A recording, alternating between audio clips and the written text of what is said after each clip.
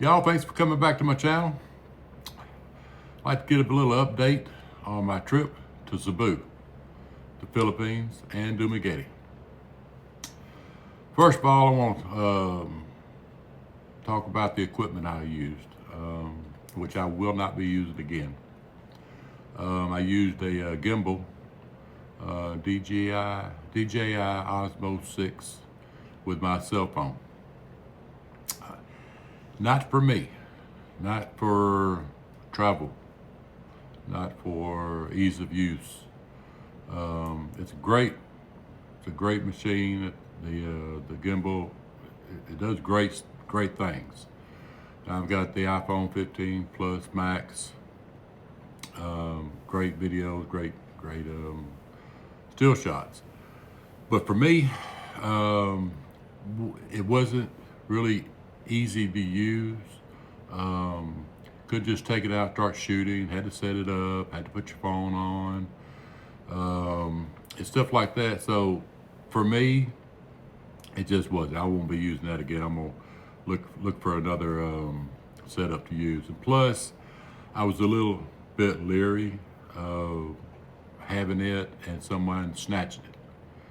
Not for how much the Osmo 6 cost, but for my phone and for the information that I had on my phone. I would have been worried here in the States for the same reasons. So it's not just the Philippines, y'all. So don't even think about that. Yeah, I would have been lost because, everything's on my phone. Start off by saying that. Sorry I didn't get more video, more of a travel vlogging video for everybody to see. Kind of repeated a lot of stuff on my other videos that I've uploaded. Just kind of put a few things together, kind of like a slideshow deal. Just show you some sights and sounds of it. Hope you got something out of it. But and I may put a couple other videos up, during this video to show you where I've been and what I was doing at the time. So I hope y'all stick around and find it interesting. All right, thanks for joining me. What I'd like to do today is take you through my trip to the Philippines that I recently took about 2.5, maybe 3 months ago. This will start off with my flight. I flew Delta out of Memphis. First leg was to Michigan, and then on to Seoul, South Korea. Those flights were really nice. I got just below business class for the extra room in the seats, knowing it was going to be, 14-hour flight for the longest one. Thought I'd get a little bit of rest, but that was my decision, so I went ahead and splurged on that. And it was nice. The seats reclined a whole lot more, and it also had a leg rest that came up. So that was a pretty long flight. Got a little restless at times. Got a little uncomfortable, but that's just me. I've got some things going on. But we made it through okay. Landed in Seoul, South Korea, and then had about a 2-hour layover. And it was a little different just staying at the airport, going through customs and what have you. It was a little different airport than I'm used to, I guess. It's not that much different, but I guess the unknown. So we'll leave it at that. Waited for my next flight to Cebu, and like I said, it was about 2 hours, and got on that flight, and that flight was a little bit more cramped. I wasn't sitting, I was sitting in economy on that flight. So that was okay. And it was a little longer flight than I thought it was going to be. I don't know what I was thinking, but I thought Seoul, South Korea was a little bit closer to the Philippines than what it was.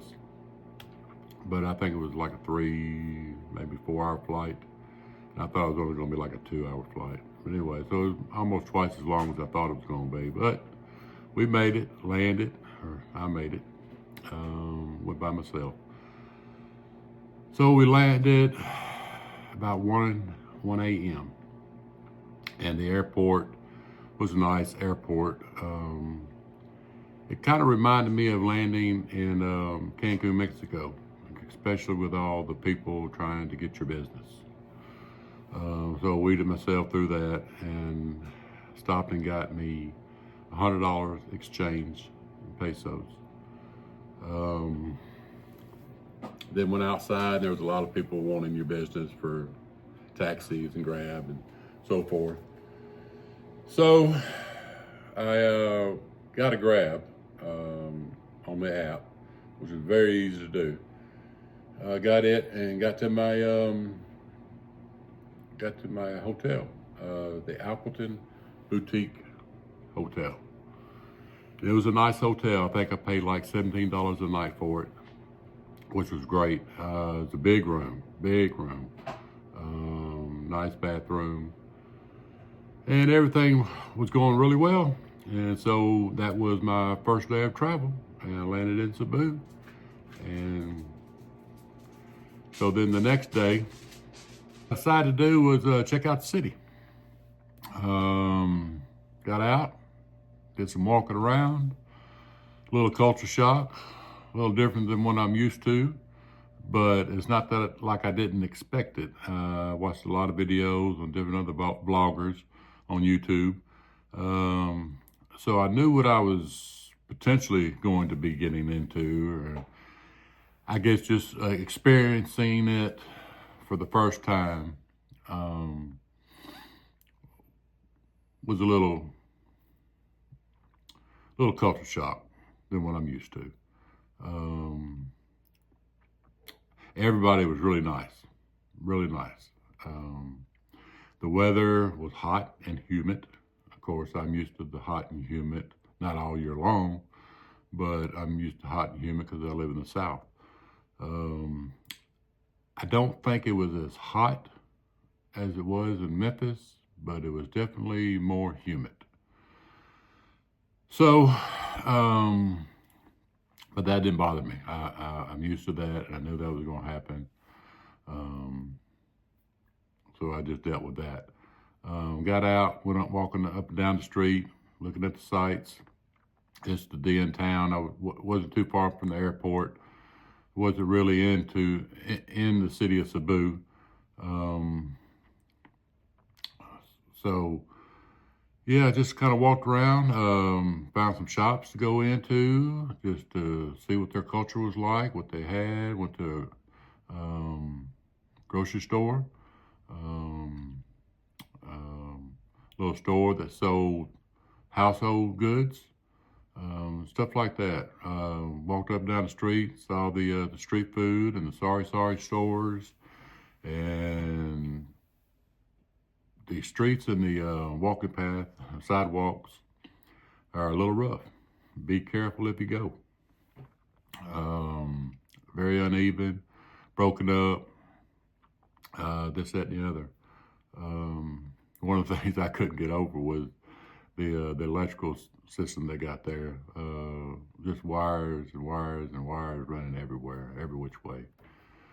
So that was kind of shocking. And then everybody driving, just go, go, go. I don't know if I may have saw or seen 2, 3 stop signs or stoplights in this big city. And everybody was just in tune with one another, just driving. So I went to the Ayala Mall a little later, took a Grab. Grab was very cheap. It's 150 pesos to get there, 150 to get back. But it took almost an hour to get there. and just as long coming back. The traffic was just bumper to bumper to bumper. So that's one of the main things I didn't like about Cebu was the traffic. I stayed there 6 nights, and then I got on a plane to Dumaguete. But anyway, I didn't do too much in the Cebu area. I just kind of hung around the area of the hotel I was at and went back and forth to the mall. I did go to the Cebu Seaside Mall and the Cebu Aquarium. That was nice. That was really nice. I was fascinated by the malls. The mall we have here in Memphis I think it's a pretty big mall. But it's like 2 levels. Not that long compared to the malls in Cebu, the Ayala or the Seaside one. I mean, their malls were like 4 stories, and I don't believe I saw maybe 4 or 5 in each store that had a business that was not open. All the businesses were open, doing business. You come here and every other store is closed because they just closed because not enough business. But every one of them's open, crowded, especially during certain parts of the day. But everybody's just so nice. I mean, I just can't get over it. I know there's a lot of tourists there, but especially a lot of Asian tourists. But yeah, just everybody was so nice and getting along, no problems, no, suspicious looking people, all over the place, like, you might find in other malls here in the United States. But everybody just got along and was having fun, and I really enjoy going to the mall. Just to do some people watching, if nothing else. Their food was really good. I ate a couple times in the mall. It was good. Of course, I had to get my Starbucks and was amazed. My Starbucks drink and a sandwich here in the States, here in Memphis, would cost me over $12, $14, and I think it was like $5.60 there. And the drinks were better. To me, the drinks were better. As a matter of fact, here I've stopped going to Starbucks because they just are not consistent with the drink. But anyway, so I did that. Let's see, one night I went to 10,000 Roses. It's a coffee shop, dinner one night to the Floating Restaurant. It has a name, but they nicknamed it the Floating Restaurant because it's out over the water. Come to find out later, though, I thought it was the only one, but apparently it's a chain because there was one in Dumaguete. So that's right, it was Cebu. So I went there, ate dinner, had the crispy pork, and it was delicious. And right next door to it is the coffee shop, and they have a display called 10,000 Roses. And when I told my Grab driver where I was going, he chuckled. He said, "Who's going with you?" I said, "I'm going by myself." He kind of chuckled. I said, "What's wrong? Should I not go?" He said, "No, just couples usually go there." I said, "Oh." I said, "I'm just going to go check it out. Something to do tonight." So he took me. So we got a laugh over that. But it was neat. Great food, great views over the water. Another thing I really didn't like about the Cebu area was the traffic. And then going to this 10,000 Roses, that area, the lanes of traffic were so small. It was only one lane it would be one lane here in the U.S., but they were using it as a 2-lane. And of course, that didn't scare me or bother me or anything, but it made everything slow. So you got a lot of bottlenecks. Had to wait going around the corner. You had to wait if somebody was coming around the other corner the other way, or it just, and then the traffic was just, like I said, bumper to bumper. And I guess it was just going to this place, but still it took an hour and 15 minutes to get there. But the grab was only 150 pesos, so it didn't cost that much to get there. It was just the time to get there. And it was amazing to me. It was like going through, the city area, but, where people lived and stuff like that. So that was interesting to me. So that kept my attention. And then it was like we're going through a jungle area, and all of a sudden there's a hospital, like out in the middle of nowhere. And then it's back to little houses and the jungle area again. And it was weird how that hospital just popped out of nowhere. But anyway, like I said, great dinner that night, great ambiance, the views. I got some great pictures. So we did that. Like I said, that was about a 5-day stay in Cebu. Then I got ready for my flight to Dumaguete. And that flight, going to the airport, I got there early because I didn't know what to expect. And I probably got there like 3 hours early. First time going to that airport, going domestic flights, not the international area, 2 different parts of that airport. So just to make sure that I knew what I was doing, I get checked in and get my luggage taken care of, and just want to make sure everything was going smoothly. So I got that taken care of. Got on the plane. Different for me, the plane to Cebu, you actually had to walk out to the plane to get on it. It's like a little pond jumper, or just a 2-engine prop plane. And that was a little small for me. I'm 6'3". So, the seating was a little cramped. But that was okay. I don't think it even took an hour to get there. Landed, same thing at the Dumaguete Airport. The big Dumaguete Airport. Boy, let me tell you what. That place, you get lost easy. I joke that thing is no bigger than a gas station. It was amazing to me. Got off the plane, of course, had to walk across the tarmac and go in there and get your luggage and wait on them, and that was a sight. And then go outside, and they had people wanting to take your money to give you a ride, rent you a cab.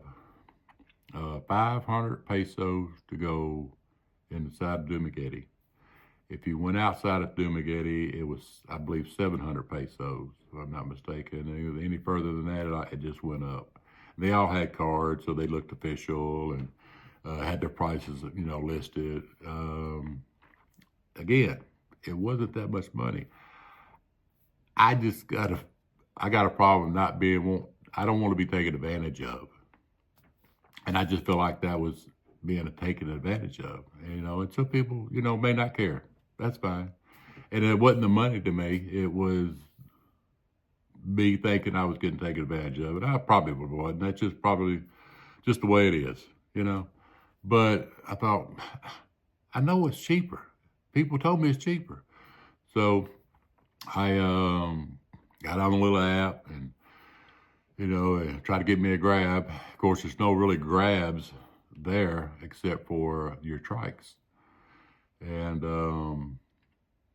they're just few and far between on the app. So you had to wait on them. And wait till they can find you one. And that took a while, 15, 20 minutes. I could have taken the cab and been at my place, at my Airbnb in, 5 minutes. But I'm stubborn that way, I guess. So I waited, and the security officers, they helped me out. There was a grab actually sitting down at the end of the road, And he walked all the way down there to get that grab to let him know that he had a customer. And I was grateful for that. I couldn't believe how I said, no, you don't have to go. I'll go. I'll walk down there. No big deal. No, sir, I'll do it. I'll do it. So he did it, and he came up there, and to tell you, it was a sight. It was a little bit bigger trike than most. It was one that was built for a trike, not just a motorcycle with a sidecar on it. So it was a little more comfortable than the rest of them afterwards I had tried out. But anyway, so we go and get to our Airbnb. Finally find it. He didn't know where it was. He didn't even had heard of it before. Now on the street that this Airbnb was on, it actually has a sign. And this Airbnb is this gentleman's house that he built.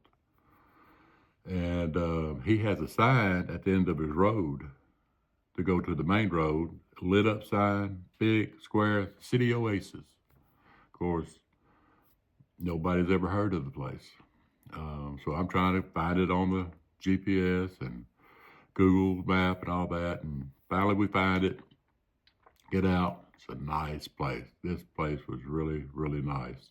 I stayed outside the city a little bit because I didn't want to stay directly inside the city. Like I said, I wanted to kind of experience more of the culture than I did wanting to take a vacation because of me wanting to move there. So, hey everybody, breaking in. I think I'm gonna split this up into two parts. Just kind of looked at the how long the videos are going to be, and it's going to be a little too long. So I thought I'd split it up into two parts.